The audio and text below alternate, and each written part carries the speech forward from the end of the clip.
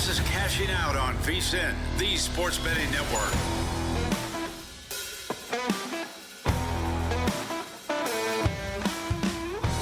All right, welcome in. It's another hour of Cashing Out with Joe Ceraulo, getting you ready for your Friday, getting you ready for your weekend. Where the hell would you rather be coming off one of the best days on the sports calendar thus far in 2025? May started with a bang. What a night it was, Stanley Cup playoffs. I mean, those conclusions. Edmonton, Los Angeles, for the fourth straight year, the Oilers send the Kings packing, and they needed to win 4 straight games to do it.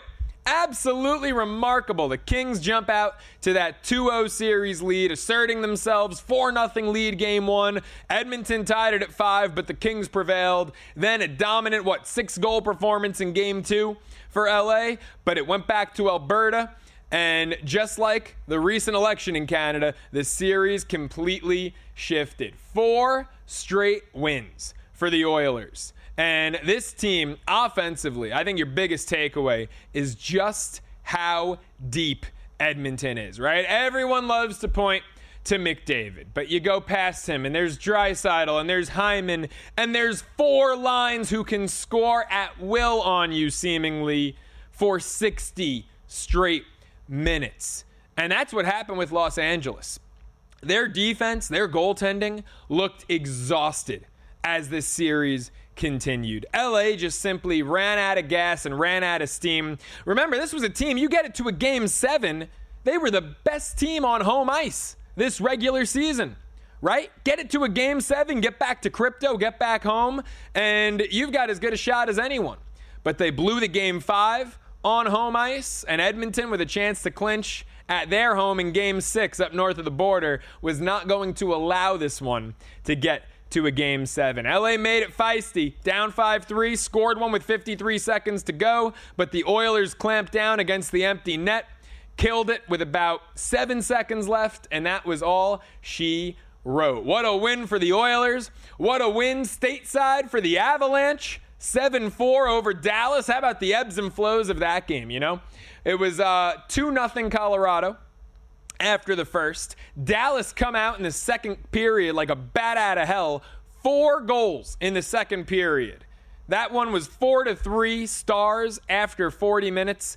And the Avalanche put up a 4 spot of their own in the third. Don't allow anything as they force a game 7. And that gets us to the game I was most invested in on the evening. And it stays right with a Colorado sports team, the Denver Nuggets, the LA Clippers. What a Saturday it's going to be for Colorado sports fans, huh? The Avalanche game 7 in Dallas, the Nuggets hosting a game 7 against the Clippers. Saturday, I'll tell you, in terms of quantity or quality, you're not getting a whole lot of quantity, but you got a loaded baseball slate. Oh, by the way, the Kentucky Derby. We're going to talk to VSiN Pony expert Mike Somich shortly about the Derby. And 2 big Game 7s. One on the ice, one on the hardwood. As the Clippers force a Game 7 in its own right. 111-105 at the Intuit Dome. Home teams now 2-1 in that series. Kawhi Leonard turned it on. It was all James Harden early. I mean, this game, it was like a tale of 2 halves, right? You got game 1 James Harden in the first half, specifically in the second quarter, where he put up 17 of his 28 points in that 12-minute span by itself. And then in the second half, Kawhi Leonard takes over. And you got playoff Kawhi at his finest down the stretch. We cash out our Kawhi Leonard over 32.5 points and rebounds, as he gave you a 27 and 10 double-double. Also went over each of those props straight. It was a little more comfortable going over on the combo. He went over 32.5 by 4.5 points and boards combined. The boards were 9.5, so he just got over on the hook. Points 24.5, gets over by a bucket. But we took the combo. We cleared. It would have cleared regardless of the direction you went. But James Harden, Kawhi Leonard, how about Norm Powell, 24 points of his own? 3 guys between 24 and 28 for the Clippers as they come out in the third quarter up 1 at halftime, laying 4 and a hook on the live line, and they just ran away in that third quarter. To Denver's credit, they clawed back. They had a little 15-5 run of their own late. Jokic down the stretch put up the bulk of his 25 points in crunch time. Tried to get a call. Would have gotten him to the line with a chance to down 5, potentially make it a one-score game. No call, and I think no call was the right call there as Ivica Zubac just clamped down defensively on him. If anything, Jokic lowered his shoulder, trying to draw the contact. He finishes with 25 points, 8 dimes, 7 boards. Feels like the first time all series he doesn't get home on a triple-double. Jamal Murray, great game as well. Not quite the 40-piece that he put up in Game 5, but 21, 8, and 8. So did a little bit of everything. Look, Denver, they won on the glass. They moved the ball a little better, had 1 more assist, had 4 more rebounds. They shot slightly better, slightly more efficiently from the floor, 2% better from the floor, 10% better from beyond the arc. Difference in this one, you got to hit your free throws. You got to get to the line. Denver, 6 of 9 at the line. LA, 13 of 15.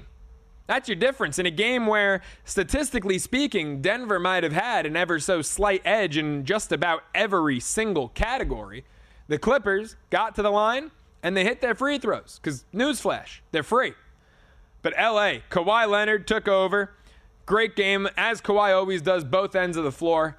Just exerted his effort over Denver. Harden, how about 47 minutes in this one? That's pretty rare for James Harden to not get a blow. 47 minutes on the court, 28 points, 8 assists, 6 boards. Harden and Kawhi really did a little bit of everything in this one. Another aspect of the game, by the way, where the Clippers had an edge over Denver in a game where, like I said, Denver won on the glass. They shot more efficiently, way more efficiently from 3.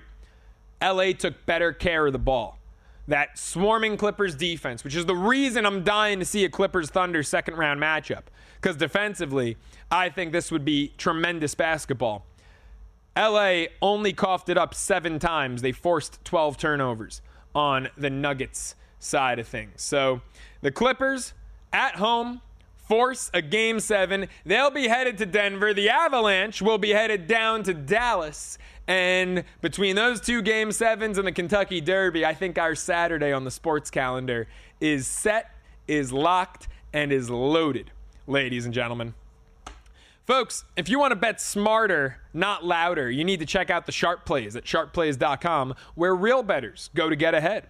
Most of the betting world is just noise, chasing steam, copying picks, recycling the same old value plays, right? They're not sharp, they're just parrots. The Sharp Plays is the real source that they're echoing. Since 2011, it's been locked in with what the real pros are betting. I'm talking elite groups, sharp money, the kind that move the market. When the Sharp Plays jump on a side, the line reacts every time.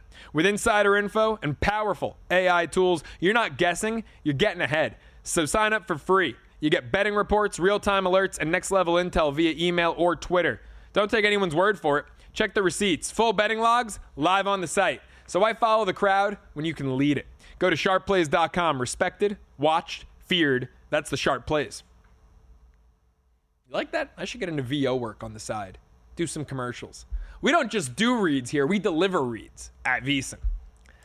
We've got a fun Friday coming up on the Diamond. And one guy who I think you might want to start looking into after Paul Skeens got touched up a bit. I hope it's not too late.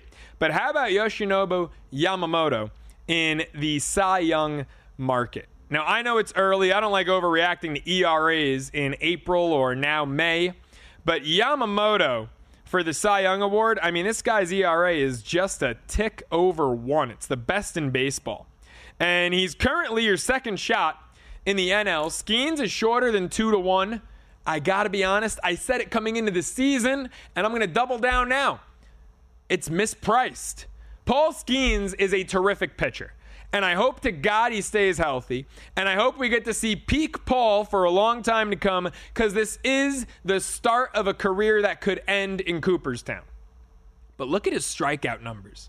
This is not a kid coming into the bigs like he did as a rookie a year ago, blowing it by everyone. His strikeouts are down. Guys are putting the ball in play. He's trying to pitch around hitters more because he's not blowing it by him. He's walking more guys. Look, Skeens at plus $1.90. You know, I believe it's Money Moves with Stormy and JVT. They do that news or noise segment, right? I really think that price is because of the noise, not the news. Watch him pitch with your own eyes. I watched him opening day, and I thought something just seemed different. And I said, hey, it's opening day. He's got to get tuned up. Well, now we're in May, and instead of getting tuned up, he's getting touched up. I think that's a ridiculous price in the Cy Young race. And I'm not saying sound the alarms that Paul Skeens isn't good. Don't misconstrue what I'm saying here. But I'm saying that there's value on the NL Cy Young board, and it ain't with Paul Skeens. Yoshinobu Yamamoto might be your odds-on favorite before the summer solstice hits. And right now, you can grab him plus $4.50. A guy who pitches for, I think, the team, and, you know, they're right now a game better than my Mets, but I think coming into the year, everyone can agree, consensus, best team in baseball, reigning world champs. Got an ERA a hair above 1, right? He's more acclimated to pitching in the States now, what the season looks like lengthwise on your body, different ball, different hitters, and he's performing like this to kick off the sophomore campaign. These were two guys who were rookies a year ago, and I think the wrong sophomore is favored in the Cy Young race. Look, my preseason pick was Wheeler, right around 9-1. He's still around 9-1, and he's still live as hell for this award. But if I'm looking to hedge, come back with someone maybe not named Zach Wheeler, it ain't Skeens, it's Yamamoto. And we get to see him Friday against the Braves. I think there are some spots to bet on Yamamoto and the Dodgers in this one. More Cashing Out with Joe Ceraulo up next.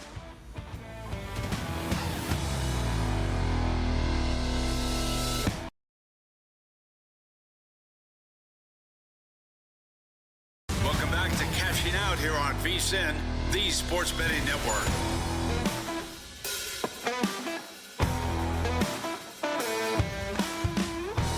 Cashing Out continues with me, Joe Ceraulo, getting you ready for your Friday here. What a week it's been. Tons of playoff action. Still not even a full week removed from the NFL draft. I know you folks are fiending for some football, so let's talk football. Let's head over to the Progressive Guest Line. Welcome in our friend from the Sports Gambling Podcast Network, Colby Dant, into the show. Colby, how are you, my friend? I understand we missed you last week because had a little mishap with a phone in a bathtub.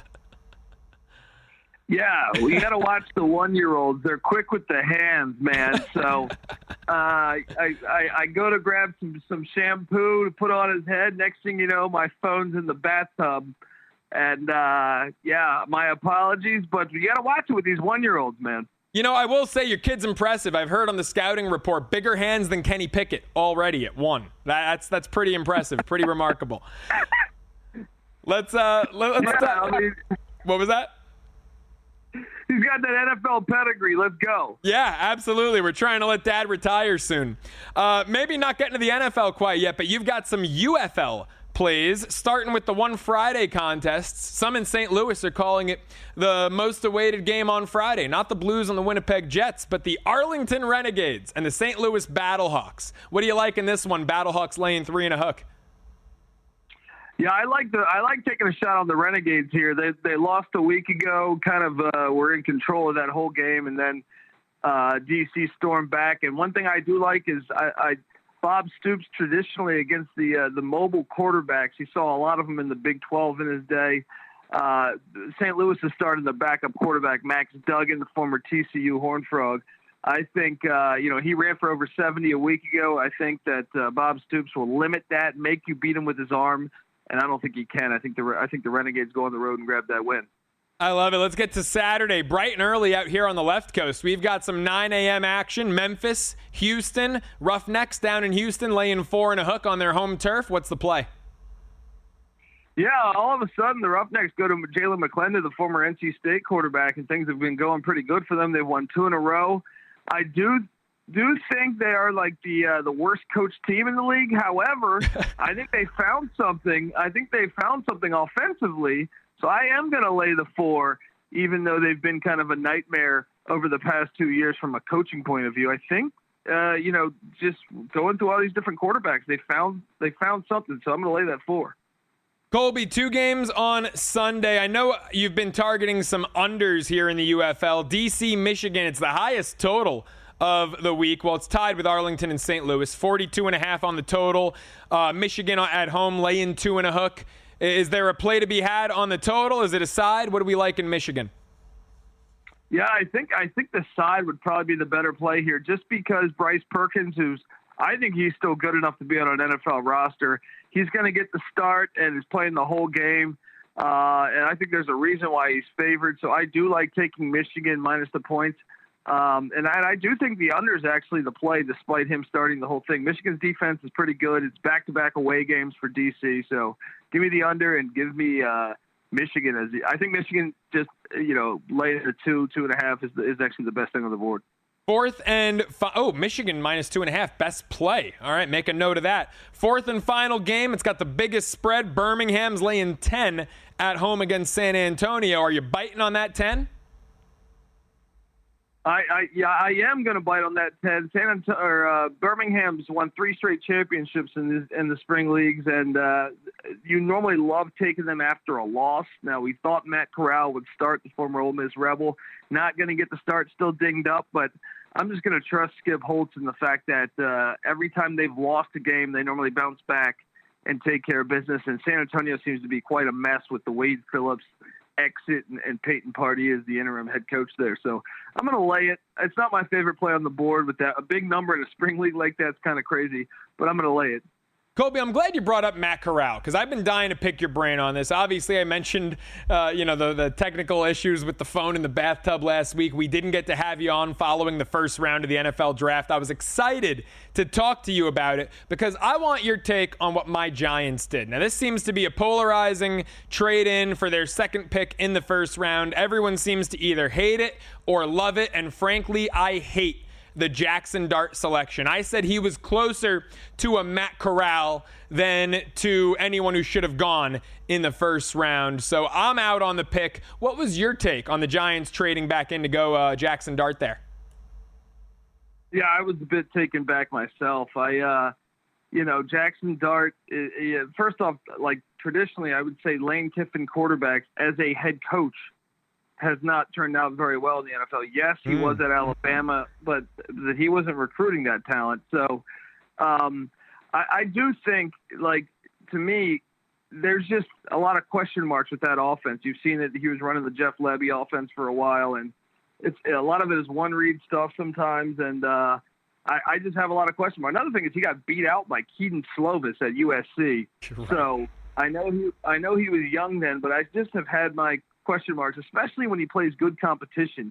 He's really struggled. So I don't know what they saw, but I will say he does have some athleticism. Like, the one positive I can say by that is, you can coach that.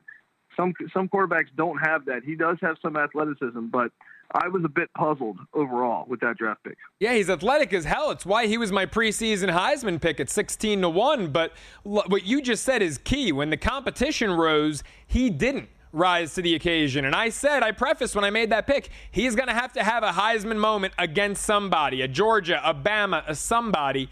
And then he goes out there and against Kentucky, he just lays an egg and he does nothing. And he didn't have that Heisman moment that made me confident about him at the next level. Really disappointed with him last season, really disappointed with the pick. But that was my Heisman pick. You've got one for the upcoming college football season. What do you like in the Big Ten? Yeah, you're going to hear me talk a lot about this, I think, just over the summer, is that the Nebraska Cornhuskers have a great schedule. Matt Rule, traditionally in year 3, makes a big jump. Go back and look at Temple, look at Baylor. That's what he did. And one of the things I love is Dylan Raiola. He's a super talented quarterback. A lot of people have made the jokes comparing him to Mahomes. And he definitely had his struggles year 1, but they ditched the offensive coordinator, Marcus Satterfield, halfway into the season. They went with Dana Holgerson, a former Mike Leach guy. You look at the schedule, I think he takes a step forward. Edge the second year or year and a half into Holgerson's schedule, or, Holgerson's offense. Then you look at the schedule and say, well, they kind of avoid a lot of the big heavy hitters, or if they do get them, like Michigan, you get them in Lincoln in what's going to be Bryce Underwood's second start. So I think it's a very good schedule for Nebraska, and I think there's action on I think it's worth taking a shot on plus 7,000 for Dylan Raiola to win the Heisman. I like it. Wow, that's some price. I mean, you look at some of the shorter shots out there, and, I know that Cam Ward went to Miami and was sensational. Cam Ward was frankly sensational when he was at Incarnate Word. I don't think Carson Beck 22-1 is worth anything. And, this is not really, as we look at these Heisman odds, this is not a board where I'm dying to get in on, the second shot being Garrett Nussmeier, right? I think you got to look down the board here to try to find some value. Does anyone there who's considered a favorite, any of the shorter shots intrigue you? I can find flaws in so many of these guys' games, it feels like. Yeah, 100%. And to me, the Heisman has changed. Maybe 20, 30 years ago, it was different in the way they would format it. Now you're looking for a team with a winning record, with a chance to get to the playoffs or right on the fence of that playoffs. And I think that's what a team like Nebraska could be this year. I think there's a lot of edges you can find right now, especially knowing the uncertainty at the quarterback position at so many major schools. Yeah, and final minute here, Colby. Can I interest you in this guy? He's the 8th shot on the board. I'm obsessed with him. Lenora Sellers, South Carolina, 20-1. Any intrigue there? Certainly. He was super impressive, athletic freak of nature.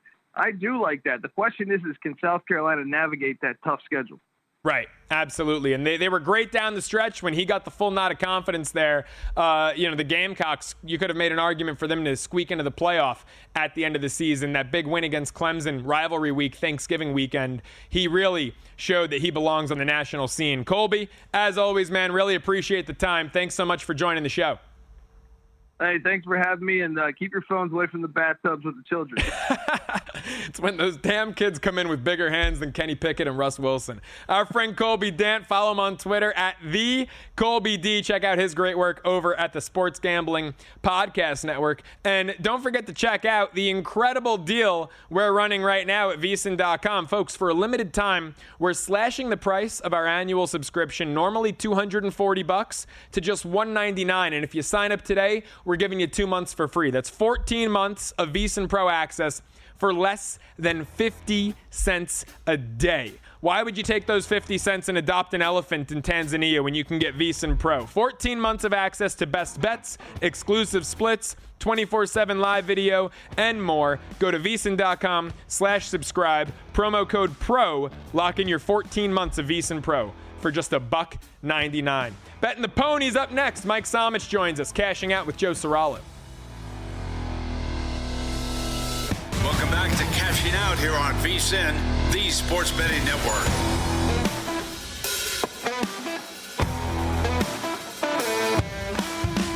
All right, Cashing Out continues with me, Joe Ceraulo, taking you through the late hours of your Thursday night, right on in to your weekend, right on into your Friday morning. And if you watch VSiN on the weekends, we're about to welcome in a very familiar face. Joining us on the Progressive Guest Line, VSiN host, analyst, pony expert with the Kentucky Derby, just seemingly hours away at this point, Mike Somich with us now. Mike, I love it, man. Usually I'm the one with the beard. You've got like the little hockey playoff beard going. I'm all clean shaven over here. I didn't get the memo, man. Hey, we got to grow it out, man. We're rooting for my St. Louis Blues. You got to grow the playoff beard when playoff hockey is going on. So I'm rocking it until we're at least out. And then my wife may make me keep it anyway. But we'll see. You never know. Well, that's all personal preference. I won't ask about that. But I didn't know you're a Blues fan. So you have a massive Game 6 coming up Friday night now. Blues, Winnipeg. I mean, you shop around. You can get the St. Louis Blues anywhere from about -5 cents to -15 cents. What's your outlook on this game? It's a huge game for us. And look, we've been playing huge games now for what feels like 2-3 months. I mean, this was a St. Louis Blues team that was 10 points out of the playoffs, the best team since the Four Nations break. It's a young hockey team that doesn't have a ton of playoff experience, which is kind of odd because we won the Cup in 2019, but a lot of those players are not the key contributing players that are on this same St. Louis Blues team. And early in the series, you could see that. When we were up in Winnipeg for Game 1 and Game 2, you saw the young kids not being able to play playoff hockey. We went home, and St. Louis dominated those two games at home. Game 5, hats off to Winnipeg. They upped the level a little bit. They took us out. They played very well, much without their captain, Mark Scheifele, who was not going to make the trip to St. Louis. And now we have to head back to St. Louis. And this is where I believe this Blues team can shine. They've won 14 straight at home. We get last change, which is a huge deal in hockey. A lot of people who kind of just bomb in for the playoffs don't realize that the road team has to put their line on the ice first. And then the home team gets to decide who to match up that line with. That makes a massive difference, especially in defensive zone and offensive zone faceoffs. It allows the Blues to get their best players on the ice when you're seeing Winnipeg's third and fourth line, which aren't nearly as good defensively. That's why you saw that offensive explosion from St. Louis in games 3 and game 4. I don't think the Jets can beat us at home. I think we're sending this thing back to 7. I already bet St. Louis minus 105. We have a very, very good chance to get through tomorrow night. I don't think it's a coin flip. I think it's more like Blues win 58, 60% of the time. So anything up to like minus 125, I'm interested in. Oh, wow. So you've got great value then here. If you're feeling that good, that confident about them at minus 105, that's some pretty good value. And we've already seen it move towards the Blues side of things a little bit. Mike, I want to get to the Kentucky Derby on Saturday and the breaking news that came in earlier. One horse scratched, Rodriguez out. We've got a new pony in. How does that change things in your opinion? Does it change odds? Does it change your perception of the race, or is that more so of a non-factor? It's a huge factor, and it's the second time that we're going to see an also eligible be very relevant in the Kentucky Derby here in the last couple of years. Rodriguez, one of the 2 Bob Baffert horses, who just came and won the Wood Memorial last time out on the front end, so was part of the pace and was a horse that was taking money. And when you look at the early parimutuel returns, we were seeing Rodriguez, a 12-1 morning line shot, get bet down to that 9-1, 8-1 range. So it definitely was a horse that was going to take money come Saturday. Now you insert Baeza, who has been one of those horses that everyone wanted to get into the Derby, but just didn't get started on the Derby trail early enough. Baeza is a half-brother to Mage, who won this race 2 years ago, to Dornoch, who won a Triple Crown race last year. So that the pedigree is there for Baeza to handle the distance. The big question for him is he going to be able to step forward here in such an early point of his career? He ran second to Journalism, who is your favorite right now at 4-1 in the parimutuel pool in the Santa Anita Derby. So the talent is there as well. It's just the question is, how is he going to handle that outside draw? How is he going to handle 19 other horses? To me, he becomes a horse I have to use in my trifecta and my superfecta, and I was completely chucking Rodriguez out. So big addition here to the Derby on Saturday in my mind. And unfortunately, a takeout reducer in Rodriguez now on the sideline, and you're inserting a horse that's very much relevant to both in my mind, anywhere from the 1 through 4 positions if you're playing the Derby. All right, so let's get into your trifecta, your superfecta. For the more novice bettors when it comes to the ponies, if you could just do a quick blanket breakdown of the details within betting those, and then what do you have? Yeah, so the most basic horse racing bets: win, place, show. Win is to finish first, place is first or second, show first, second, or third. You're going to have a more consistent return on those bets. There's less risk because they happen more often. But the big money is in the trifecta and the superfecta, and specifically in the Derby, the superfecta, which is the first 4 finishers in the Derby in the correct order, 1, 2, 3, 4, has averaged a $51,000 payout over the last 10 years. And that's just a phenomenal number when you think about it. So I always like to take a lotto ticket approach to the superfecta. If you are a VSiN subscriber, you can get the guide, the Kentucky Derby guide, which is out now. It's got my updated superfectas for a small budget player, a medium budget player, and a big budget player. I usually spend more money on the superfecta than I do on most race days because I think it has such good ROI when you actually are able to get it right in these 20 horse fields. If you are a smaller budget player, let's talk about that superfecta. So you have to, again, hit the first 4 horses in order.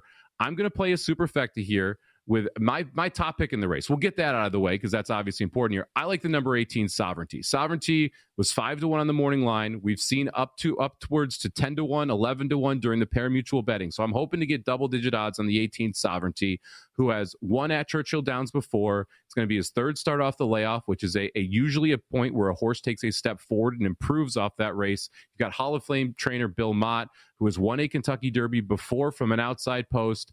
I like Sovereignty quite a bit here in this spot, but I am going to use Journalism as well in that first spot. So with the superfecta, I'm going to play a ticket that is 8, 18 with 8, 10, 18 with 8, 10, 14, 18, 21 with 8, 10, 14, 18, 21. That'll cost you $24. Now, I know that sounds like a lot of numbers, so let's break it down one step further here for you, Joe. That means that we have, in the first place, the 8 or the 18. So either journalism or sovereignty have to win the race. In the second place, we've got the 8, the 10, and the 18. So with journalism and sovereignty, we're going to include Grande, the 10 horse, who I think has a legit shot in this race, 20-1 for Todd Pletcher, Mike Rapoli, John Velasquez is going to ride. In the third and fourth place positions, we need either 8, 10, 14, 18, or 21 to run third or fourth. And if all of that happens, it sounds like a lot, but we did hit this a couple years ago on a $24 ticket for $4,800. Wow. If all of that happens, you hit the superfecta for $1, and that hopefully will pay out. My guess is if this ticket hits, it's somewhere in that $2,500 to $3,500 range. I love it, Mike, and you make this stuff so digestible. So thank you for that, because obviously people tuning in trying to get NBA playoffs, Stanley Cup, they know the Derby's Saturday, but they don't know the best approach to playing the Derby outside of just an outright. You make that really digestible, and of course, like you said, folks, the Kentucky Derby betting guide out there right now, VSiN Pro subscribers, that's worth the $9.99 in and of itself that you can get your first 30 days for over at VSiN.com. Let's talk about sovereignty a little bit, because you got that out of the way. It's your outright winner. That's your pick. Why sovereignty? What about this track? What about this pony do you like? Well, one of the things that I think is important is the pace of the Kentucky Derby. And we have speed on the inside, speed in the middle, and speed to the outside. And that is the perfect storm for a very fast pace. So because I think both the 1 Citizen Bull and the 20 Owen Almighty and the 12 East Avenue all going to go right to the front, that sets up the race for horses who can come from off the pace. You're looking for closers. And Sovereignty, in my mind, is the best closer in this race. The 2-year-old season very much mimics the 3-year-old season. And we saw at 2 years old, Sovereignty ran twice, and his third race was at Churchill Downs, won the Grade 3 Street Sense, where he was absolutely phenomenal over this track. The 3-year-old season, he started with 2 races. He looked awesome in the Fountain of Youth down at Gulfstream, came back in the Florida Derby, ran second there. Now we get that third off the layoff at Churchill Downs. He's got a hot pace to chase. He should have plenty of time in the stretch to be able to really hit high gear. And if he does so, to me, from a price perspective, you're not going to get better than a 12-1 shot, 11-1 shot in Sovereignty, rolling late to be able to win the Derby. So love the price and love the setup for Sovereignty on Saturday as well. Mike, great stuff, man. I'm going to memorize that spiel for when I'm at my Kentucky Derby party Saturday and a beautiful woman asks me why I like Sovereignty. I'm going to tell her everything you just said. So thank you for giving me some material to work with. How about the Oaks on Friday? Final minute here before we let you go. Anything for Friday? Yeah, look, Good Cheer is going to be 6-5, your favorite on the morning line in the Kentucky Oaks. Very good horse, undefeated. I think that she is going to win. So I don't want to go crazy with trying to beat her. I do want to play a trifecta. So trifecta, first, second, and third in the correct order. I'm going to put just the 11 in first, and then I'm going to put the 6 and the 9 horses, Ballerina d'Oro and Tenma, in second and third. So it'll be 11 with 6-9 with 6-9 trifecta. You got good prices on both the 6 and the 9 horses there. So if we are able to hit it, it should still have a nice return for a $1 bet that'll cost you $2 to place. Mike, incredible stuff. Final 10 seconds here. When are you on the air this weekend? Let everyone know where they can catch you leading up to the Derby. Constantly on VSiN, at VSiN Live over on YouTube tomorrow, 2:15 Eastern for everything leading up to it. Then you can catch me from 1 to 4 Pacific, 4 to 8 Eastern on Kentucky Derby Day on VSiN, channel 158 on Sirius XM, as well as Mad Dog Radio. Mike Somich, he's the best. Really appreciate the time. More Cashing Out with Joe Ceraulo after the break.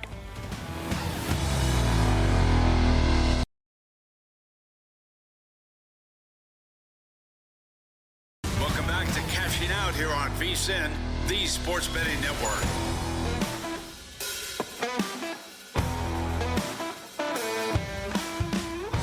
All right, Cashing Out continues with me, Joe Ceraulo, taking you from your Thursday night right into the early hours of your Friday morning on the program here. Gonna get to some best bets on the Diamond Friday coming up momentarily. Some bounce back spots we might be looking at. Might be betting some very similar teams that we bet on Thursday. One in a bounce back spot. One, I think we're doubling down, carrying some momentum over with. We're going to get to it all here momentarily. Before we dive into the best bets, though, we do have a massive Game 6 Golden State, Houston. Tipping off Friday night in the Bay Area, 9 Eastern, 6 p.m. local time, 6 p.m. Pacific. And it's interesting if you look at the line in this one, because Golden State's laying 5 across the board. And a lot of people, I'm sure, would think, I mean, this is a Rockets team, was just up 27 going into the fourth quarter, had a massive double-digit win. Does that not carry over? The answer is probably not. We've seen this happen before. What was it, Grizzlies, Warriors in the playoffs, where Memphis had that big blowout win in their home arena, and then they went to Golden State, and they got absolutely walked on by the Warriors in a potential clinching scenario. So, young Rockets team, still, despite the big offensive outbursts from Houston, didn't absolutely love or go crazy for what I saw out of Jalen Green.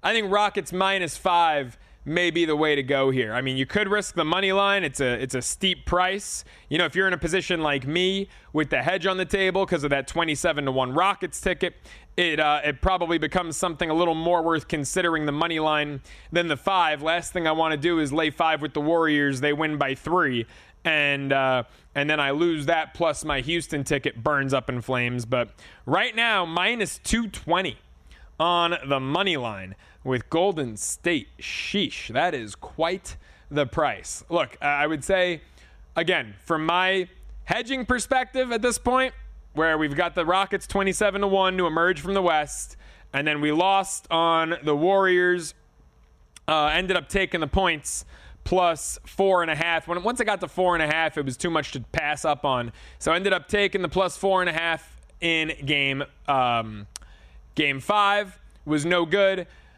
In my position, I might go money line to turn out a profit after that little Rockets long shot risk we took. Looking at this from a neutral, objective perspective, I'd probably lay the 5 with Golden State. I think there's a little bit of a factor if they just got embarrassed and Steph and Jimmy did nothing.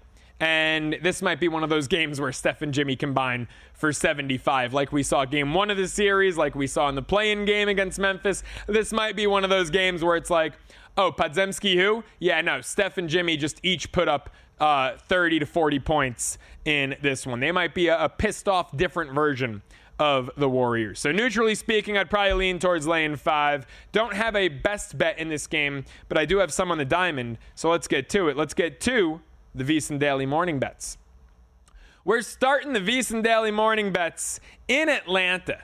Braves, Dodgers. It's a great matchup on paper. And I'll tell you what's interesting. And I hope this doesn't come back to bite me because this might be a little foreshadowing. The Atlanta Braves obviously come into this one below 500, 14-16, while the Dodgers enter play the best record in baseball, now a game better than my Mets, who have just lost 2 in a row, 21-10. But let's look at their home and away records. Atlanta at home is 8-3. The Dodgers in true road games. I say true road games because I'm not counting Tokyo where they were 2-0 on the road. Road games, technically, they were neutral sites, right? In true road games, LA is just 4-7 on the road. So I hope that doesn't come back to bite me here, because I am taking the Dodgers on the run line, -105 in Atlanta. And the reason I'm taking them on the run line here is the same reason I gave at the top of the hour. Yoshinobu Yamamoto is, I believe, gearing up for a Cy Young campaign. And he's on the bump for LA in A-Town. I was thinking about getting a little fancy with it, maybe looking at a K-prop or a same-game parlay because his number's only 5.5. And I looked at DraftKings. You can go 5Ks, Dodgers money line, and go plus $1.25. But in his small sample size against current Braves hitters, only 2 strikeouts in, give or take a couple. It's about 20 at-bats, I believe. So I figured, let me stay away from getting too fancy in the K-prop. Let me go Dodgers run line. I'm going to bet on this lineup, even though they're going across the country, they're leaving their home field and going to A-Town. It's a lineup that, in the midst of their 5-game win streak, has scored 7 runs or more every single game. They have won 4 out of those 5 games. Forget the run line of 1.5. They've won 4 out of those 5 games by 4 or more runs. One was a walk-off in a game that they were up big, and then Miami stormed back to tie them, and they walked it off. But the other 4 wins in that 5-game streak have come by 4 or more. I know it's the Pirates and the Marlins, but the bats are hot. Grant Holmes, albeit in a small sample size at home in his young career in Atlanta, he's pitched to a sub-3 ERA in that ballpark. He's not going up against Shohei Ohtani and Mookie Betts and Freddie and Teoscar and Tommy Edman and Will Smith on the regular in that ballpark. Yamamoto has been sensational. I mean, you look at the month he's turned in April. 4 starts, 24 innings, 1 earned run. It's a .38 ERA in the month of April. How he went 2-2, it's besides me. Hasn't gotten a lot of run support. The Dodgers won both of his starts. Both of his wins were 3-0, so the run line covered. But the Dodgers gave him just 8 runs in those 4 starts. They gave him 12 runs in his 2 starts back in March, which the run line hit on both. So Dodgers are 4-2 when he pitches. Run line is 4-2 when he pitches. Give me LA -105, I believe is the best price out there. Run line, Dodgers in Atlanta. Yep, -105. Now, I'm going to break a rule of mine, and I'm also going to take a home team on the run line. And I want to go no bat bottom 9, but you got to lay 75 cents. I can't advise that. Give me the Giants on the run line. We went Verlander to get the win against Colorado. He left with a 3-2 lead. Bullpen blew it. Ultimately, they lost the game 4-3. But look at everything that had to go wrong for them, right? They had beaten Colorado 12 straight at home. This Rockies team was 1-14 on the road. I mean, Colorado had no business winning that game. Now you get Robbie Ray on the bump, who current Rockies hitters have not fared well against. 3 for 21 with 11 strikeouts. They've K'd in over 50% of their at-bats against Ray. Meanwhile, Antonio Senzatala is on the bump for Colorado. He's just another dud in this long line of dud starting pitchers for the Rockies. 1-4, ERA north of 5. To me, this is the most concerning number. He's got a whip of nearly 2. 1.88. So there's base runners left and right when this guy's on the bump. And I know San Francisco's offense has stalled out a little bit, 3-game losing streak, right? But you got to get right at home against Antonio Senzatala, especially with Robbie Ray, who's been really good this year. Current Giants hitters, only 30 at-bats against Senzatala, but 9 hits, 4 for extra bases. I'm going to go Giants run line at home, as much as that scares me, -20 cents. And then how about a plus money play? Back to Anaheim. Tarek Skubal, over 7.5 strikeouts. There were so many different plays I was looking at. Tigers run line, different props, maybe a same game parlay. Let's go 8 or more strikeouts, because he's done that in 3 out of 5 starts in the month of April. He was sensational in April, right? Struggled his first 2 starts, March 27th, April 2nd. Last 4 starts for Skubal, tried 24 innings, 2 earned. His Ks have had an uptick. He's gone 8, 6, 9, 4, 11. We need 8 against an Angels team that at home averages the second most Ks per game at home in baseball. 9.6 Ks per game at home for your Angels. They're averaging 9.5 per game on the season. It's the 3rd worst mark in the bigs. Give me last year's Cy Young winner, over 7.5 strikeouts at +115. And that'll do it for the VSiN Daily Morning Bets. Folks, don't forget, Best Bets are presented by G-Bank. Get the G-Bank Visa Signature Card today, because most credit cards treat sportsbook and gaming transactions like cash advances, even when you put your own money on the card. G-Bank treats them like purchases, so you're saving 3 to 5% on cash advance fees on gaming transactions right there. Also with G-Bank, you're getting 1% cash back rewards on eligible sportsbook and gaming transactions, and 2% on all eligible purchases. So apply now at vsin.com/Gbank. And that'll do it for another terrific edition, another terrific week of Cashing Out with Joe Ceraulo. Couldn't do it without our sensational team here. Our incredible producer, Jared Moore, special thanks to him, and our great team on the other side of the glass, Johnny, Jarens, Fenhouse. Those 4 just make me look good. I've got the easy job on this group. VSiN by the books. Up next, Dave Ross, Jensen Lewis, 7 a.m. Eastern on Friday morning. You don't want to miss it. That does it for another week of Cashing Out with Joe Ceraulo. Our 69-hour break starts now.